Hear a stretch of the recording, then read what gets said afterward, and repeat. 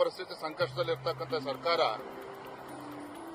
ಶ್ರೀಮಂತ ದೇವಾಲಯಕ್ಕೂ ಕೂಡ ಕನ್ನ ಹಾಕ್ತಕ್ಕಂಥ ಕೆಲಸ ರಾಜ್ಯ ಸರ್ಕಾರ ಇವತ್ತು ಮಾಡ್ತಾ ಇದೆ.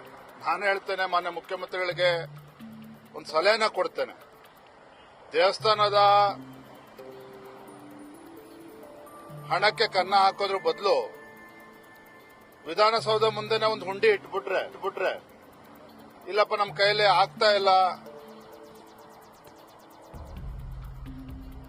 ಸರ್ಕಾರ ನಡೆಸಕ್ ಸಾಧ್ಯ ಆಗ್ತಾ ಇಲ್ಲ, ಹಣಕಾಸಿನ ತೊಂದರೆ ಆಗ್ತಾ ಇದೆ ಅಂತೇಳಿ ವಿಧಾನಸೌಧದ ಮುಂದೆನೆ ಒಂದು